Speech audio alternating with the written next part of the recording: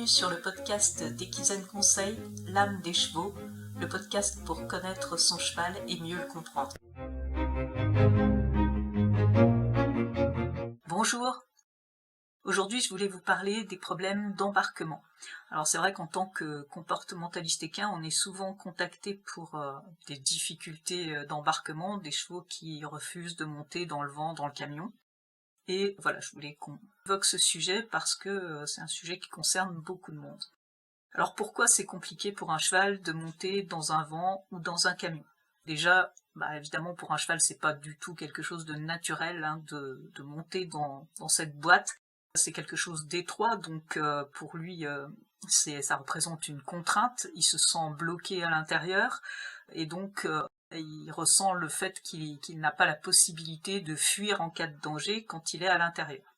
En plus, c'est un endroit qui est sombre, en général, par rapport à l'extérieur, et pour le cheval, passer d'un endroit lumineux à un endroit sombre, c'est déjà un souci parce sa vision s'adapte très lentement au changement de luminosité, donc ça peut jouer dans le fait que le cheval hésite à monter dans le vent ou dans le camion.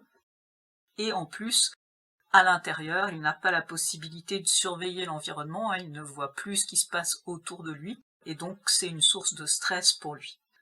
Donc, au départ, quand on a un cheval naïf, c'est-à-dire un jeune cheval qui n'a jamais voyagé, ou ça peut être un cheval plus âgé, qui n'a jamais eu l'occasion de monter dans un vent ou dans un camion, ça va être plus facile pour lui apprendre à monter qu'un cheval qui a déjà été transporté et qui refuse de monter dans le vent ou dans le camion. Pourquoi ? Un jeune ou un cheval, disons, naïf qui ne connaît pas le transport, il va apprendre plus facilement parce qu'il n'a pas d'a priori sur le fait de monter dans cette boîte. Il ne sait pas à quoi ça sert et il ne sait pas ce qui va se passer ensuite. Après le premier transport, tout peut être remis en question. Si ce transport ne se passe pas dans des conditions idéales, ou si le cheval éprouve du stress pendant que le vent ou le camion roule, eh bien il se peut très bien, c'est même très probable, que lorsque vous voudrez monter une seconde fois, ça pose problème alors que ça n'en posait pas au départ. Ça peut se produire à n'importe quel moment dans la vie du cheval. C'est-à-dire que si un jour il vit mal un transport, si il a peur pendant ce transport, même s'il ne s'est rien passé, s'il n'y a pas eu d'événement majeur, un accident ou quelque chose dans ce genre, le fait que ce transport ait été perçu par lui comme stressant, comme quelque chose qui provoque de la peur, eh bien, ce cheval qui jusqu'ici montait parfaitement dans le camion ou dans le vent, tout à coup ne veut plus monter. Donc dans ce cas-là, ça va être bien plus compliqué de résoudre le problème qu'avec l'éducation de départ pour un cheval qui n'a jamais voyagé. Le souci, c'est que quel que soit le travail qu'on va faire, on n'efface pas la mémoire du cheval, et donc lui, il gardera toujours le souvenir de toute façon de ce transport qui s'est mal passé pour lui, et il aura toujours une certaine appréhension à monter à nouveau dans le vent, dans le camion. Même si on peut, évidemment, avec le travail, beaucoup améliorer les choses. La clé pour arriver à résoudre le problème, ça va être, quoi qu'il arrive, de prendre son temps. Donc, si vous savez que votre cheval a des difficultés à monter, prenez le temps de travailler ce point avant d'avoir à effectuer un transport. Parce qu'évidemment, le jour du transport, on est souvent relativement dans l'urgence, quelle que soit la raison pour laquelle on déplace le cheval, et ça va forcément être un moment stressant pour tout le monde, déjà pour le cheval parce qu'il n'a pas envie de monter, et pour vous parce que vous avez une contrainte horaire, par exemple, à respecter. Donc prendre le temps d'anticiper ce problème-là et de travailler longtemps à l'avance. Idéalement, il faut faire des séances courtes, mais les répéter souvent.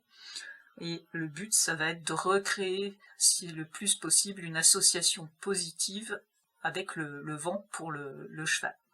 Donc, on va utiliser le renforcement positif en priorité. Tout ce qui va être contrainte va braquer le cheval et ne va pas régler le problème. Peut-être qu'on va arriver à le faire monter, mais vous aurez à nouveau la difficulté la fois suivante. Vous n'aurez pas résolu le problème de peur de monter dans le vent ou dans le camion. Alors dans le cas où on doit évidemment transporter son cheval en urgence à la clinique vétérinaire pour un problème de colique par exemple, si nécessaire, on pourra avoir recours à des formes de contraintes les plus limitées possibles, certes, mais l'important c'est effectivement de transporter le cheval parce que là il y a une urgence médicale.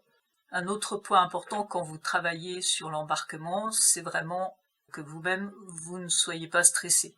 C'est pour ça que c'est important de le travailler dans des moments où il n'y a pas d'enjeu, il n'y a pas de nécessité de transporter le cheval. Donc on peut prendre son temps, on peut travailler tranquillement, sans s'énerver, sans stress, parce que si le cheval déjà lui-même est stressé, si vous êtes stressé également, ça va pas contribuer à améliorer la situation. Donc vraiment, prenez le temps. Si vous avez votre propre moyen de transport, c'est évidemment plus simple de travailler sur l'embarquement que lorsque vous n'en avez pas. Dans ce cas-là, on peut soit se faire prêter par quelqu'un qu'on connaît un van ou un camion, soit en louer un pour travailler, mais évidemment ça représente un certain coût et on ne peut pas le renouveler trop souvent. Donc ça peut effectivement être plus compliqué de travailler dans ces conditions-là. Mais vraiment, n'hésitez pas non plus à vous faire accompagner si vous sentez que vous êtes vraiment en difficulté et que vous n'arrivez pas à apporter une solution. Faites appel à un comportementaliste pour vous accompagner dans cette démarche, pour venir vous aider à travailler le cheval avec les bonnes manières de faire, des bonnes pratiques. Si vous n'avez pas l'habitude de travailler en renforcement positif, eh bien, cette personne pourra vous expliquer comment procéder et vous guider. Et vous pourrez, sinon résoudre à 100% le problème, au moins avoir une amélioration qui vous permettra d'embarquer avec le moins de stress possible lorsque vous avez besoin de déplacer votre cheval. Voilà, j'espère que ça vous aura aidé et n'hésitez pas à me contacter si vous avez une problématique de ce type ou si vous voulez en savoir plus sur les formations en ligne, les accompagnements que je propose. Vous trouverez mes coordonnées en description de ce podcast. À bientôt!